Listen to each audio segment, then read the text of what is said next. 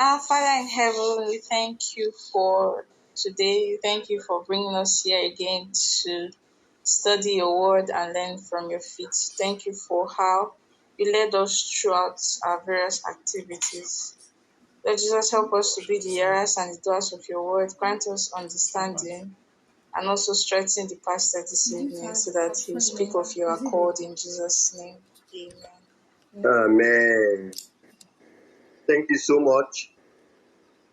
And so we stopped at verse 13 of chapter 3. We are making progress, no matter how slow, progress is progress. And let me ask the question quickly. How many of us went back to cross-check some of these things we studied on Monday? How many of us went back to just cross-check, you played with it? Like I said, these things can be confirmed. They are verifiable. So how many of us went back to just check some of the details we mentioned about Babylon, the Sexagesimal, all of these things? Well, it is encouraged here that you don't just take everything that is said. We must be like the Bereans who would receive the word with gladness of mind and then go to find out whether those things were so. So I read it us because it is a journey. It is a journey, and we are still in the historical session of Daniel. When we get to the eschatological session, the apocalyptic session per se, then confirm these things. Because when God speaks, he does not consult humans. He speaks and he expects us to reason together with him. The only thing God understands that you should understand, and it is important we understand whenever he's speaking to us. And so, verse 13, Nebuchadnezzar in his rage, having been told that these 3 Hebrew boys, the reports came to him, and like we established, the religious leaders, the wise men of Babylon, they were bent on extinguishing these remnants. Now remember we said that Daniel chapter 3, literal and is local. But this is certainly a template, as Sister Imanella asked a question. This is certainly a template for a spiritual global event that will prepare the world for the second coming of Christ. Remember, we are looking 11 times. 11 times. And that suggests that worship is the crux of the matter. That is what we saw. So Nebuchadnezzar was told, after trying to fascinate these boys, he tried to fascinate them with all kinds of music, with the majestic splendor of the image, but they refused to be fascinated. And so, in verse 14, Nebuchadnezzar spake and said unto them, Is it true, O Shadrach, Meshach, and Abednego? Do not ye serve my gods, nor worship the golden image of now. If ye be ready, that at what time ye hear the sound of the cornet, flute, harp, sackbut, psaltery, the dulcimer, and all kinds of music, ye fall down and worship the image which I have made, well. But if ye worship not, ye shall be cast the same hour into the midst of a burning fiery furnace. And who is that God that shall deliver you out of my hands? Wow. What a bold, daring statement. Now, remember we said Nebuchadnezzar moved with fascination.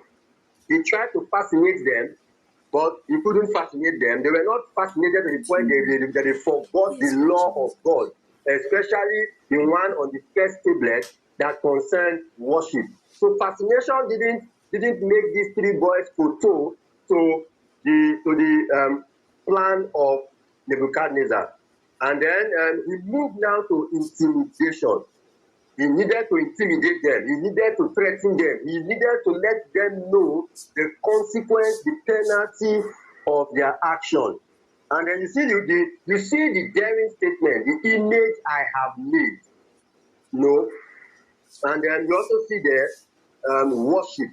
So he was bent, a human kingdom, a human authority had made an image and connived with the kings of the earth, with the religious leaders, and now they were fighting this tripartite power to say, they were telling them, you need to obey. Who are you? The king told them, if you are ready now to obey, to bow down, good for you. But if you refuse to bow down, certainly be sure that you must suffer the consequence. And in fact, the words he used afterward remind me of Pharaoh. In Exodus chapter 5, verse 1, Pharaoh also made 1 and 2. Pharaoh also made that daring statement when Moses came with the piece of information from God. That was an order. God gave an order to Moses to tell it to Pharaoh. And in verse 2, Pharaoh said, who is the Lord that I should obey his voice to let Israel go? I know not the Lord, neither will I let Israel go. That was Pharaoh. And so as I read verse 15 of this chapter, I hear the voice of Pharaoh again. Nebuchadnezzar, who had known the Lord, but there's no excuse for him because we see what happened a few years earlier. He had known the Lord. But now it got to something that interfered with his own personal agenda. And in his rage, take note, the Bible said in his rage, anger, he said, who is the Lord? I know not the Lord. I know not the Lord. And that's an interesting fact. Let me see that God that will deliver you from my hand. When Pharaoh said, who is the Lord? God showed him. God answered him in 10 plagues. And finally, he got to know who the Lord is. And so in the journey of Nebuchadnezzar, he said, who is that God that shall deliver you out of my hand? We will see whether God again got to show himself concerning this question, this daring, defiant statement or question made by Nebuchadnezzar. And so we see in the next verse, Shadrach, Meshach, and Abednego answered and said to the king, O Nebuchadnezzar, we are not careful to answer thee in this matter. In fact, that's insightful. You don't jump at every opportunity as if it is from God. Every opportunity, be it second chance, third chance, is not always from God. Nebuchadnezzar was given a second chance to these boys to disobey God. And then they knew, they said, King, we have settled this matter. We don't need the second chance. We don't need to think whether we should obey or disobey. Our mind is fixed. In fact, this reminds me of Daniel 1 verse 8. But Daniel proposed. It was a firm decision.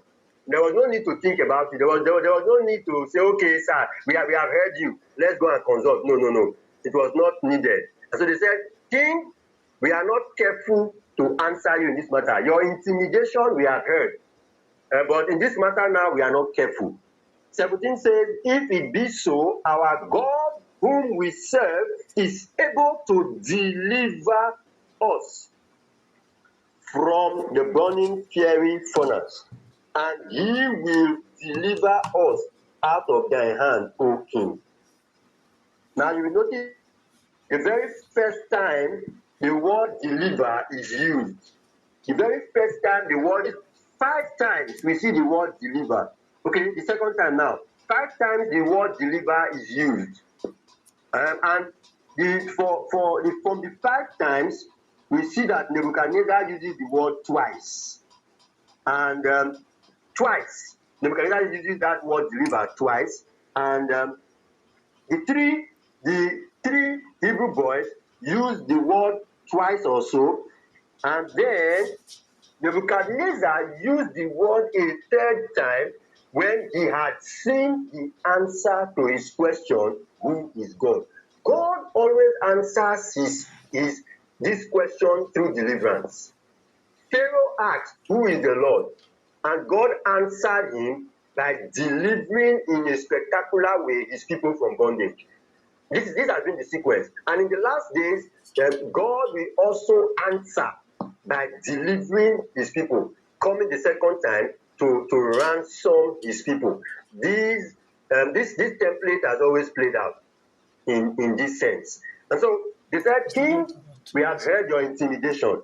We have heard your intimidation. But in this matter, our God is able to deliver us from this furnace. Be it known to you, verse 18, O King, that we will not pause nor worship the golden image which thou thyself hast set up. But if not, if this God that we have said will not deliver us, we are not hinging our faith on deliverance. We are not hinging on our faith on what we have seen, but we are telling you that even if you throw us into this fire, our God is able to deliver us. But if he decides not to deliver us, that will not make us worship your image in the very first place. And so, do whatever you want to do. It was settled. It was a settled matter. This made the king very angry. He was angry before, thinking he had succeeded in threatening them, intimidating them. The second step did not work, so he moved to the last step. The last step now was annihilation. Kill them, finish them, destroy them.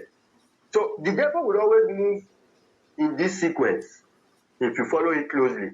He would want to entice you, but when he sees that you are as firm as the needle is to the pole, he would want to intimidate you, threaten you with problems here and there, and make you fall. But when finally he sees that this person is not giving in to my tricks, to my antics, then he raises his standard. But that should not make us scared. That should not make us scared, because the weakest of God's sent is stronger than the host of Satan's camp. The weakest of God's sent is stronger than the host of Satan's camp. And so verse 19 says, Nebuchadnezzar was full of fury, and the form of his visage was changed against Shadrach, Meshach, and Abednego. Therefore he spake and commanded that they should heat the furnace 7 times more than it was wont to be heated. And so now look at it. It says his face was changed. He was full of fury. He was angry. And I was looking at this text. It reminds me of something.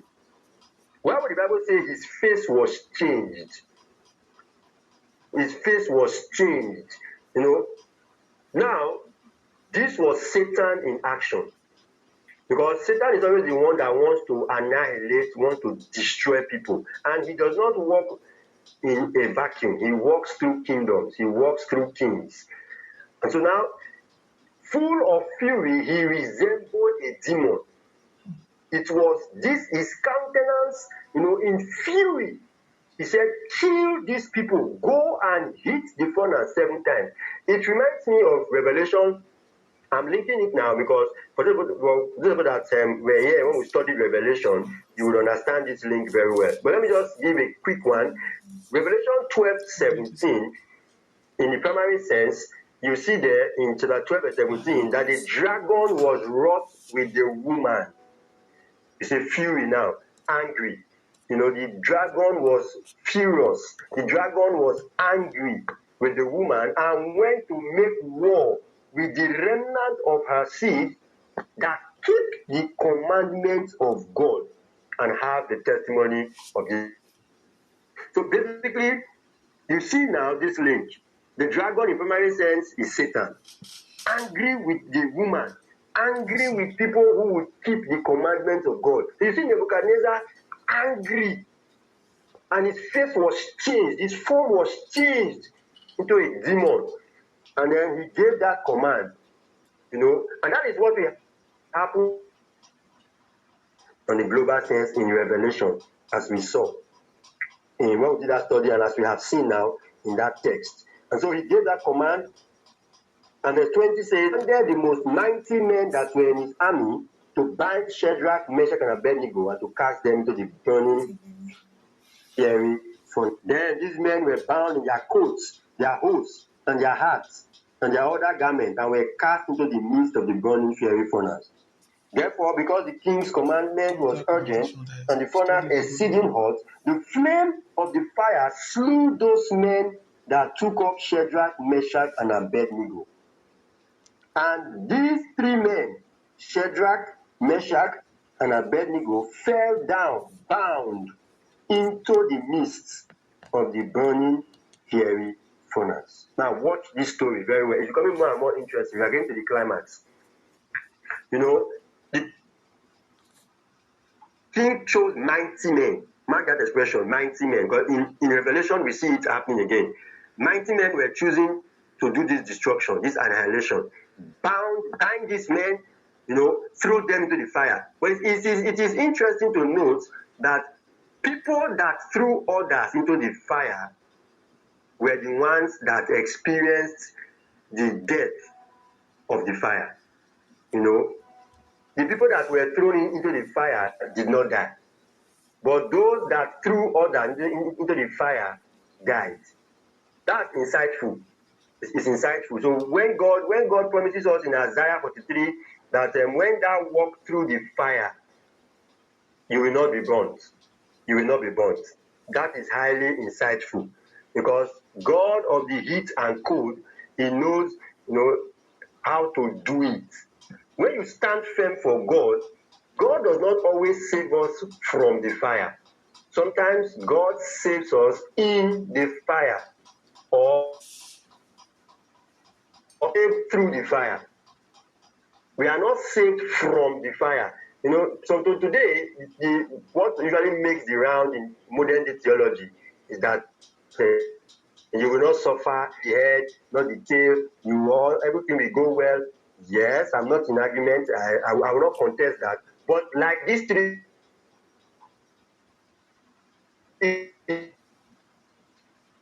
things supposedly does not go well, what happens? So good boy. God intends to save us not always from the fire, but in and through the fire, for His glory to be revealed. And so these men that threw them died, fire burnt them, killed them, and then the three Hebrew boys that fell into the fire, the Bible records that they fell bound into the fire. This was a time of trouble for the three Hebrew boys. It was a time of trouble. If you notice very well, this was a troublous time. But soonest we see in verse 24, then Nebuchadnezzar the king was astonished, and rose up in haste, and spake, and said unto his counselors, Did not we cast 3 men into the midst of the fire? They answered and said unto the king, True, O king. He answered and said, Lo, I see 4 men loose, walking in the midst, and they have no hurt. And the form of the 4th is like the Son of God. Nebuchadnezzar again, God answered to his question, Who is that God that shall deliver you out of my hands? Now, he was the one also that got the answer. He saw the answer. And this is interesting, because it would appear that God was speaking to Nebuchadnezzar directly, because others there did not see what he saw. he saw and asked a question, calling their attention. And you will ask yourself, how did Nebuchadnezzar know the Son of God? Certainly, this is not the first time he has experienced the Son of God. It's not the first time. You already know from chapter 2 that he experienced God in a tremendous way. And he said, your God is the God of gods, the revealer of secrets, and the rest of them. So God had used these Hebrew boys to minister to Nebuchadnezzar. And so this was not the first time he knew about God. So when he saw God, when he saw the Son, saw Jesus Christ, he knew that this certainly is the Son. Now they were thrown bound in the fire. But when they landed bound in the fire, he saw them loose. And they were strolling in the fire. And he himself observed that they have no hurt. How come this fire that slew people outside did not even hurt the people inside? And that's what is, if you look at the application there, you will see that the furnace of affliction, God uses it to purify his people. There's the furnace of affliction that we all must pass through. We must be tested. Job was saying, for he knoweth the way that I take. When he has tried me, I shall come forth as gold. Our faith, we must be brought individually to the point where we must witness to the validity of our faith. And it will hinge around obedience to God. It will hinge around worship of the true God.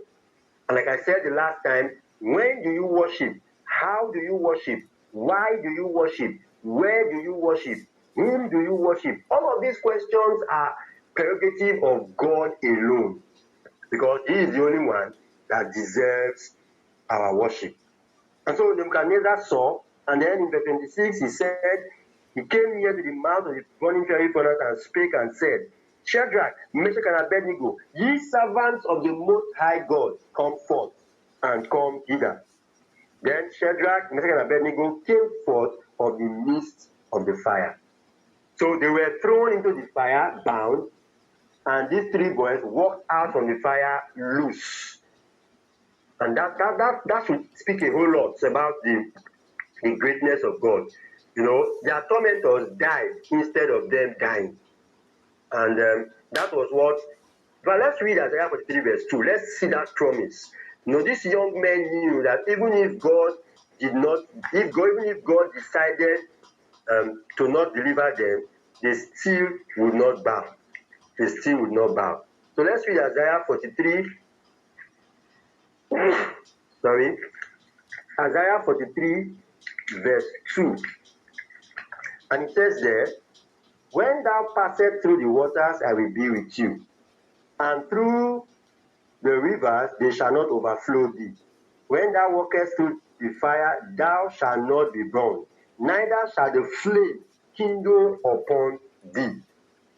This was the promise. And it was time indeed for God to fulfill this promise in the lives of these three Hebrew boys that stood tall in defense of the commandments of God. So they came out, 27, and the princes, governors, and captains, and the king's counselors, being gathered together, saw these men, upon whose bodies the fire had no power, nor was a hair of their heads singed, neither were their coats changed, nor the smell of fire had passed on them. Wow. This was beyond. In fact, if anybody had doubted who God was, and this was sufficient answer. Who is the Lord that shall deliver you out of my hand? And God delivered them tremendously. It was a tremendous deliverance. That even the smell of fire was not perceived on them. Their coats were not even changed. It says the hair of their, even hair. I don't know whether you have hair burns like. But now even their hair were not even burned. The smell of fire was not even on them. This is too wonderful to believe. But you see, this is what God does. He said, I am the Lord, I will not share my glory with anyone. And so when he acts, he acts. And this is highly insightful as we travel into the last days.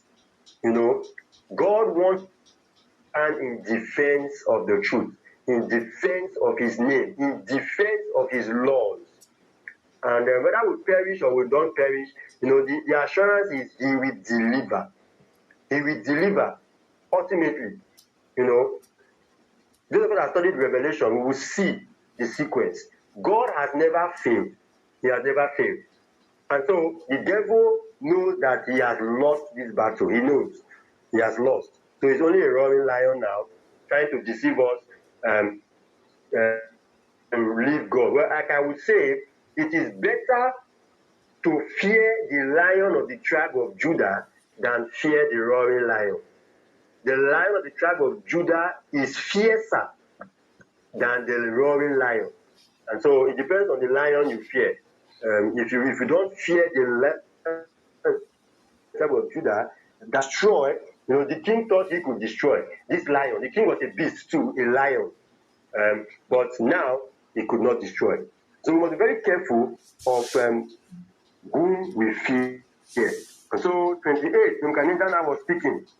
He said, blessed be the God of Shadrach, Meshach, and Abednego, who has sent his angel. Now what? Nebuchadnezzar called the Son of God angel. He called the Son of God angel. And I put it to all this evening that from biblical studies, we are not referring to a creature, but we are referring to Jesus Christ. Jesus Christ is Michael. And Michael is who is like God. The question Nebuchadnezzar asked was, who is that God that shall deliver you out of my hand? And Michael, the archangel, he is the commander of the heavenly host, answered. In fact, before the 3 Hebrew boys were thrown into the fire, he was already there, waiting to deliver them in answer to the question of Nebuchadnezzar. And so Nebuchadnezzar acknowledged again, oh, God, he sent his angel and delivered his servant that trusted in him and have changed the king's word and yielded their bodies that they might not serve nor worship any god except their own God. So for Nebuchadnezzar, as at this time, it was still their God. It was still their God. In chapter 2, when he made that pronouncement, he said, your God is a God of gods, your God. So chapter 2, it was still their God. But God was telling him, I am the God of all flesh. But he refused. He said, no, it is you, it is your God. Chapter 3 again, God had told him, I am the God of all flesh. And he still insisting, yes, your God. Your God has saved you because you trusted in him.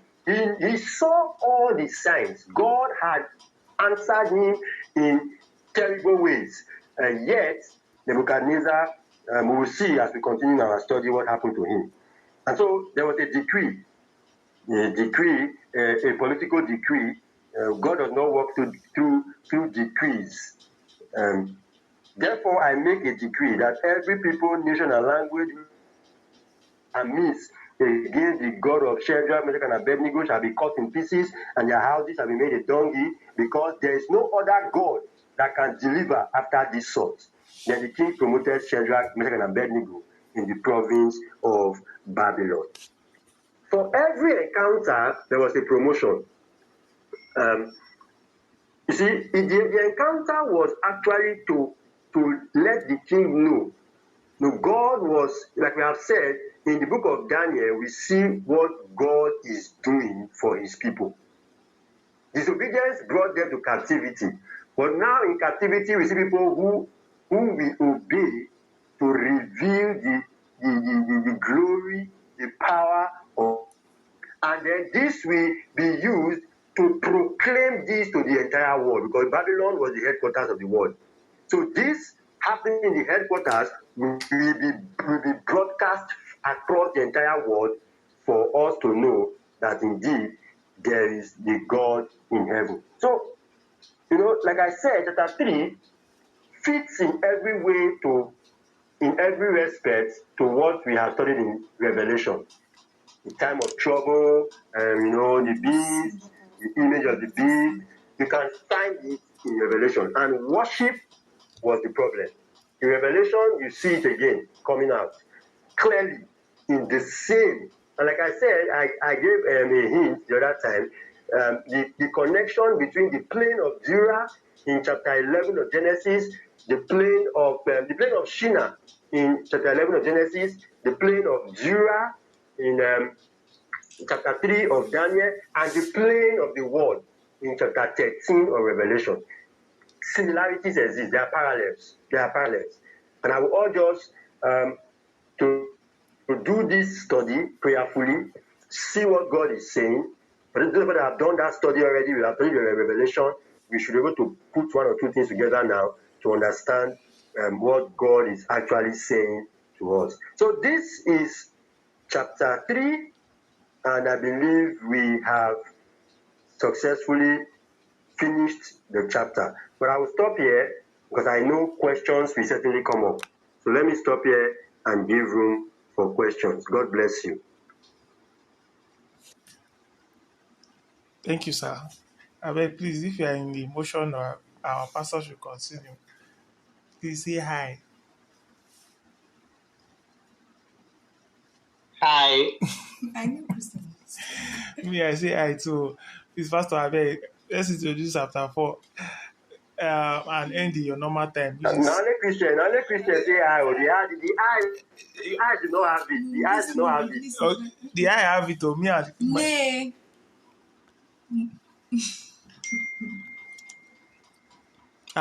So we blessing now. Let me accuse like, okay, let me respect the vote. So thank you. 3 I now. More eyes if you want to. Our pastor should have stopped 9:10. So you have how many more minutes to introduce chapter 4? So pastor, you can introduce chapter 4, please. I beg you.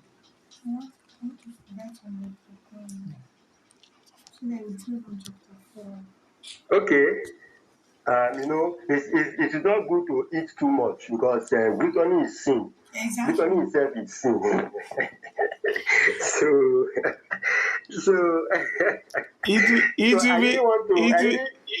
It will be gluten if we are exceeding our 90.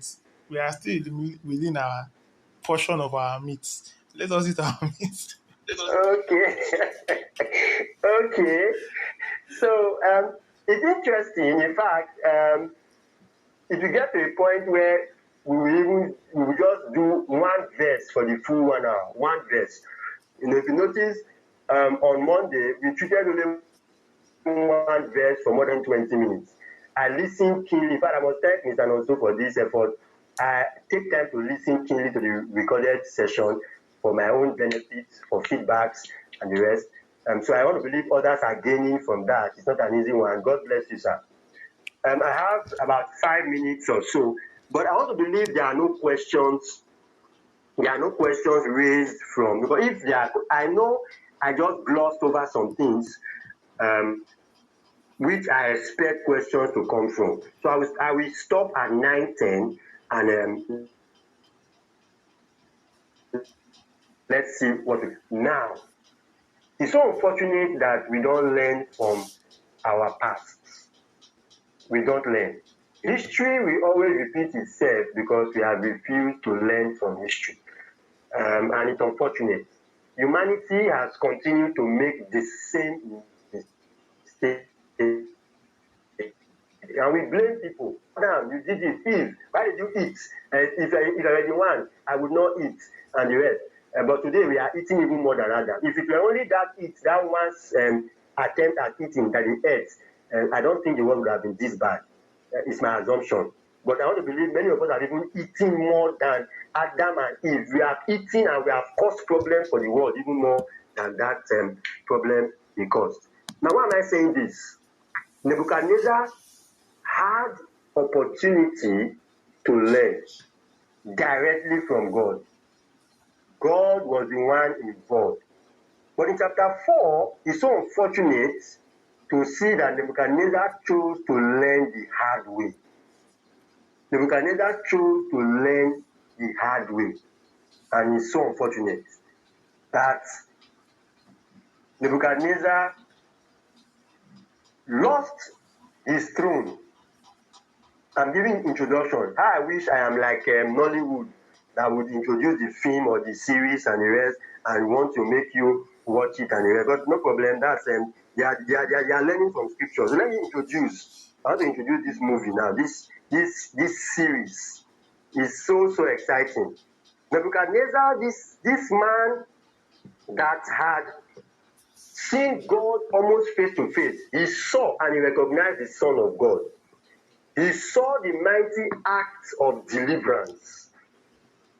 In fact, he was the one privileged to have received the political outline of the world in just the second year of his reign.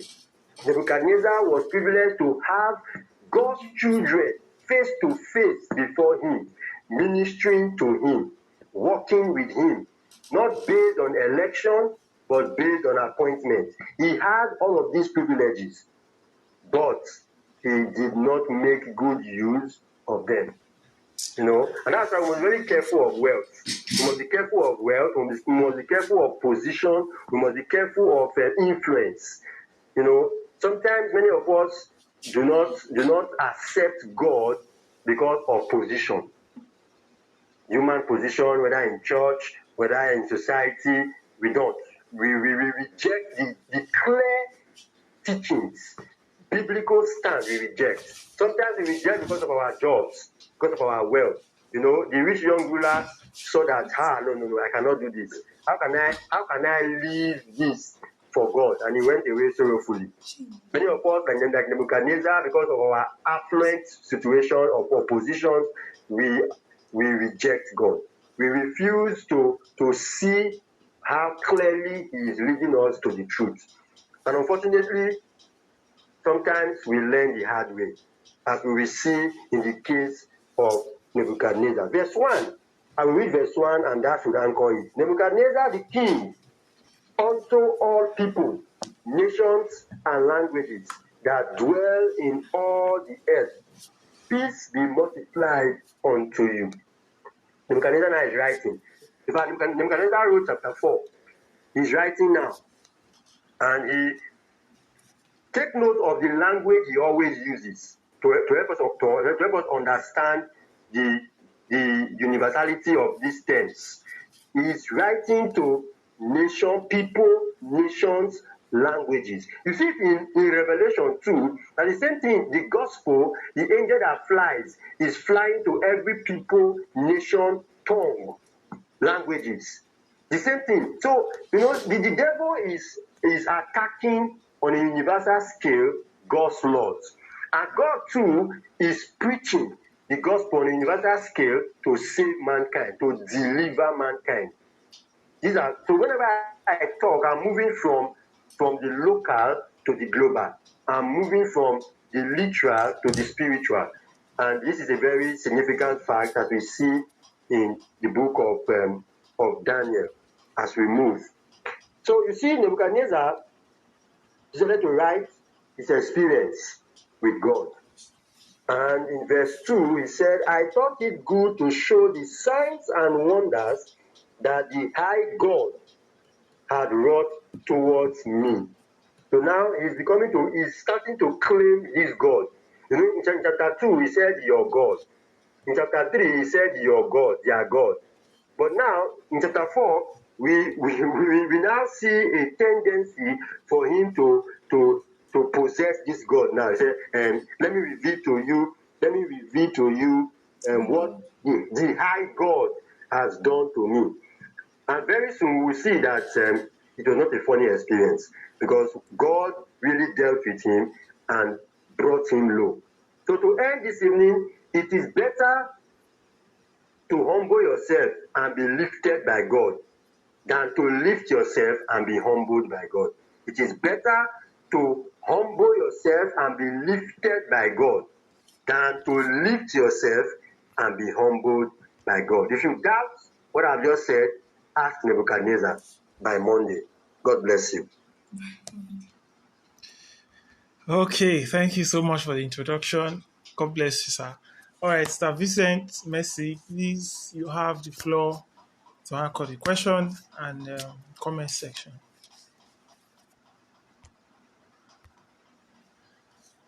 All right. Pastor, thank you very much. So, any question? Let me see. Just indicate if you have any question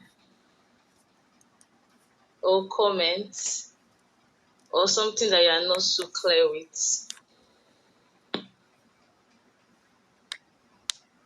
Anybody? I'll call names. So, all right, Sister Dorcas. Sister Dorcas, do you have any question? Or tell us what you learned or what you gained from this section.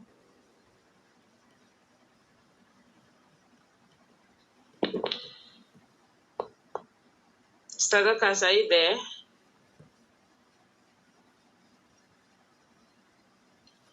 Okay, while she's typing, she said she'll type. While she's typing, Brother Jeremy,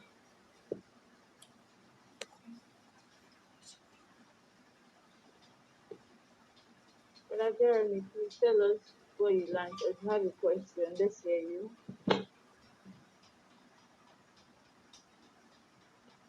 Okay, though I joined late, but I understood what the pastor actually said.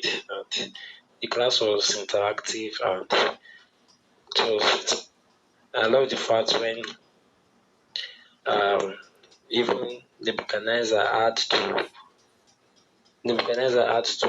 commend the wit and the courage of the TV boys and even have to promote them at the end. So what I actually learned is that we should hold on to God, do every meet for, and it will always lead to something that will elevate us, just as we saw that Daniel and his TV Hebrew students were elevated. All right. Thank you very, very much. Thank you very much. Sister Osato, I saw your hand. Please, your question or comment. Yes, I wanted to make a comment. One striking thing I noticed in today's lesson is just that God pays attention to details, like little details that we may ignore, like the fact that the people that, because King Nebuchadnezzar increased the fire 7 times. The fact that the people that took them inside, the fire was so hot to the point that it also burnt them. And when you also look at the scientific side of it, it's true, because if a fire is increased 7 times, there's no way that people around that area, that they will even feel the heat. And it is very true how the fact that people that went there actually got burned to people that took them there. And another thing I noticed was that when they came out, and they also said that they were not smelling like fire at all, even their hairs not burned, nothing. And that's just how much God also pays attention to details. Because it would have been some. How can you enter a fire and not come out and smell like it? That's even just a miracle in its own. And if you also think about the scientific aspect too, it is literally impossible to go to a certain place and not smell like it. So God pays attention to details. And also when King Nebuchadnezzar said something about the Son of God too, and the fact that he did not say God himself.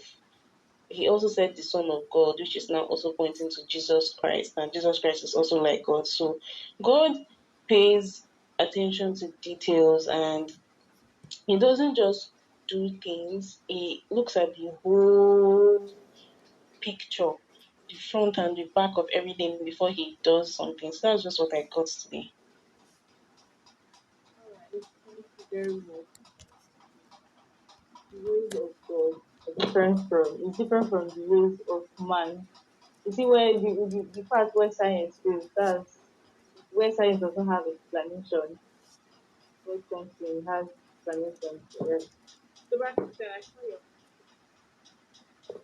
Yeah, good evening, everyone. Pastor, thank you so much, as usual.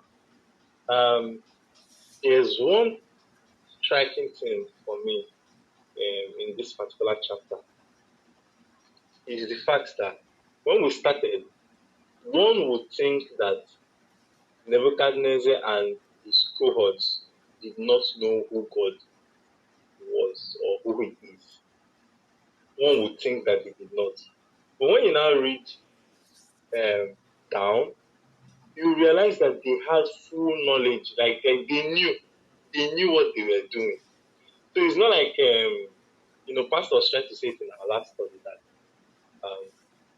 it's going to be that it's not a thing of chance, that nothing happens by chance, even in the quote unquote occultic kingdom, right? They knew. That's why when the miracle happened, he was very quick to say, I see somebody like the Son of God. So they knew. They knew when they were setting up the altars. They knew when they were calling the principalities in all locations, the principals, the counselors, the judges. They knew. they knew. They knew when they were like binding these boys. This thing is funny. They knew what they were doing. So it also goes like it's a deep question for me, right? It's a deep question for me. The question for me here is if someone is hidden would know to certain details what they are doing, even when they are wallowing in sin, how much more me who claim to be um, a follower, a Christian, how much more me? Because I think that's the problem with the Christian world today. I honestly think that's the problem because people attend church programs, people people know all the verses in the Bible, people know everything, people attend all the programs in this world, yet there's hardly any reflection of Christ in their life. Or you cannot just see this person and say, this person is blessed by God, right? So, and I think one of the major reasons of that is because we just, we just follow due process. Oh, church time, church time. Oh, there's a program, we go. There's hardly any intentionality in what we do as Christians. I think so. This is just a personal opinion. So that's just like a question for me, honestly. That's a question for me. If a heathen will know to certain minute details and even how to maneuver certain situations, how much more me who claims to know Christ? So that's just like key points for me. All right. Thank you very much, Brother Stan. Okay, Sister Anne, do you have any question or contribution? Okay, I can see Mrs. Evelyn's hand. Please, tell us give us your contribution, your question before Sister Anne. Good evening, everyone. Pastor, thank you so much for this lesson. What I want to talk about is the Nebuchadnezzar called universal groups of people, this and that, this and that. Then, as Revelation chapter 2 said, God will equally save us universally. So, coming to that in what people believe in secret rapture. So these areas can equally prove to us there is nothing like secret rapture. As the Bible has said that all eyes will see him as he comes, even including those that stab him, that they will see him. Then for the three Hebrew boys to pass through the fire, and it didn't even hurt them, even the hair on their heads, shows sovereignty, shows that no power can battle with the Lord. So it gives us a very great assurance to be where we are. that when you hold God strongly, there's nothing, no power. Because today people believe in so cause of your relatives, cause of your grandfather. So all these areas are proving to us that yes, that God is omnipotent, He is sovereign in every aspect of our life. So we should try and hold on fast to Him. Then what the question I have is what could be the moral lesson that we should learn from that those who took the 3 Hebrew boys to the fire were burnt, whereas those they put into the fire couldn't burn? Is there any moral lesson that we can take home from this as compared with the life we are living today? Is there any moral lesson, Pastor, that we could take home? Thank you. Okay, thank you, ma. Pastor. Mr. Vincent, what's the moral lesson from there? It's fine. You are the one anchoring it, so tell us, what can we learn from that? Okay, for me, it shows that when God acts, it's different from when men act. That the ways of God is different from that of men. And then when God wants to prove something, He can use different ways or different means that we cannot comprehend. So that's it for me. All right. Mrs. Evelyn, I don't know if that answered your question or you want to ask Tejiri wants to say something. Tejiri. Yeah, I think the summary of it all is that God's ways are higher than man's ways. Like God's ways are illogical. You understand? It doesn't make sense. If you try to comprehend it, it doesn't make sense. It's just like the Hebrew boys now that were thrown into the fire. They were chilling as if the fire was AC. While the people who were their captors that took them inside, they died from the heat, from the flame. So if you try to think it, if you try to envisage it, it is illogical. That is it.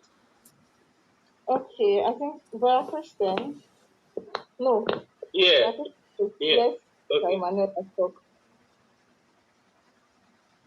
Okay, thank you.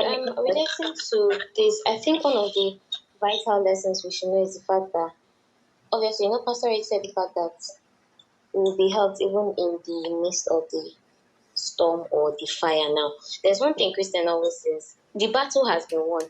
When we say we fight against principalities, we fight against powers, and in this case, let's say this was their own trial. It just points out to the fact that even when you're in the midst of your own troubles, God has fought the battle. And most times, when they say the wicked run when no one pursues, you have gotten victory, and at the end of the day, the wicked will get the reward of their actions.